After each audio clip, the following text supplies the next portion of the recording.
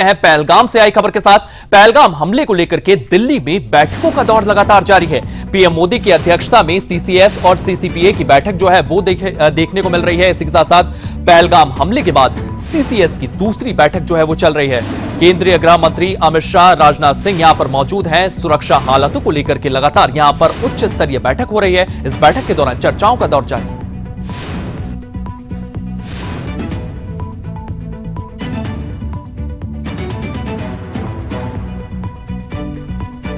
तो बैठक के बाद दोपहर 3 बजे प्रेस कॉन्फ्रेंस करते हुए यहां पर नजर आ सकते हैं। इसी के साथ साथ बैठक के फैसले पर यहां पर तमाम जानकारियां जो है वो दी जा सकती है। महत्वपूर्ण बैठक चल रही है, तमाम बड़े फैसले इस बैठक के दौरान लिए जा सकते हैं। पहलगाम हमले को लेकर के दिल्ली में बैठकों का दौर जारी है। आपको बता दें कि पीएम मोदी की अध्यक्षता में सीसीएस और सीसीपीए की महत्वपूर्ण बैठक चल रही है। पहलगाम हमले के बाद सीसीएस की ये दूसरी बैठक है और इसी के साथ साथ केंद्रीय गृह मंत्री अमित शाह, राजनाथ सिंह इस बैठक में मौजूद हैं। तो तमाम बड़े नेता इस बैठक में मौजूद हैं। कई बड़े फैसले इस बैठक के बाद सामने आ सकते हैं। कहा यह भी जा रहा है कि 3 बजे इसको लेकर के प्रेस कॉन्फ्रेंस हो सकती है। उस प्रेस कॉन्फ्रेंस के दौरान तमाम जानकारियां दी जा सकती है। तो बैठक के बाद दोपहर 3 बजे प्रेस कॉन्फ्रेंस की जाएगी।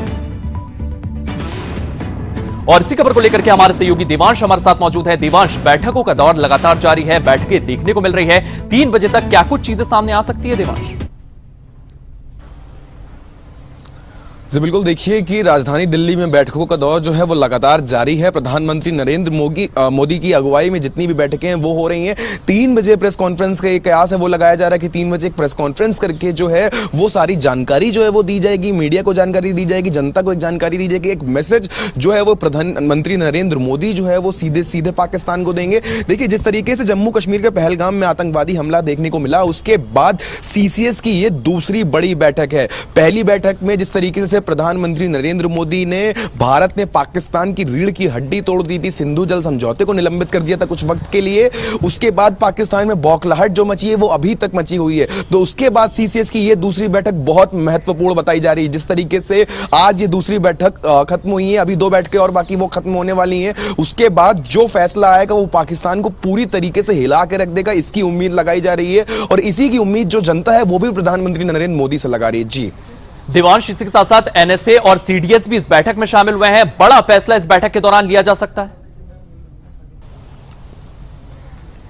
जी बिल्कुल, देखिए कि अजीत डोभाल भी इस मीटिंग में शामिल हुए थे। और उसके बाद अब देखिए जिस तरीके से यहां पे कल भी प्रधानमंत्री नरेंद्र मोदी ने एक उच्च स्तरीय बैठक करी, उसके बाद सीधी जो घोषणा है वो कर दी थी कि सेना ही टारगेट रहेगी इस समय, और टारगेट जो है वो सेना तय कर ले। सेना को खुली छूट एक तरीके से दे दी गई थी। एक तरीके से बिल्कुल पूरी तरीके से प्रधानमंत्री नरेंद्र मोदी ने एक सेना को पूरी खुली छूट दे दी है कि अब पाकिस्तान अगर आंख उठा के भी भारत की तरफ देखता है तो सेना जो है वो खुला एक्शन ले सकती है। और अभी भी जिस तरीके से जम्मू कश्मीर के पहलगाम में आतंकवादी हमला हुआ, उसका अब जो सेना को जवाब देना है। जिस तरीके से जो एक आक्रोश हम जनता के अंदर तो देख ही रहे हैं, लेकिन वो और उससे ज्यादा जो आक्रोश है कि एक भारत की जनता को जो एक चोट पहुंचाई, एक हानि पहुंचाने का जो आक्रोश भारतीय सेना में इस वक्त है, उसका जवाब अब सेना सीधे अपने तौर तरीके से देगी। जी देवांश, इसी के साथ साथ अगर बात करें तो वर्ल्ड ऑर्डर में भी अपनी पैठ बनाते हुए भारत नजर आ रहा है। तमाम विदेशी डिप्लोमेट के साथ बातचीत भी की गई है। उन्हें पहलगाम हमले को लेकर के तमाम चीजें ब्रीफ की गई है, बताया गया है। तो कहीं ना कहीं दुनिया के स्तर पर भी कि बड़े देश जो है वो हमारे साथ खड़े रहे, इसको लेकर भी यहां पर बैठक में तमाम मंथन किए जा सकते हैं। जी बिल्कुल, देखिए जिस तरीके से जम्मू कश्मीर के पहलगाम में आतंकवादी हमला होता है, उसके एक दिन बाद ही जो 20 देशों के अलग अलग टॉप डिप्लोमेट्स हैं उनको प्रधानमंत्री नरेंद्र मोदी अपने पास बुलाते हैं और एक उच्च स्तरीय जो बैठक होती है, एक मीटिंग होती है, वो हमें देखने को मिलती है। तो इसका एक सीधा संकेत जो है वो भारत के दुश्मनों को यहाँ पे दिया जाता है सीधे।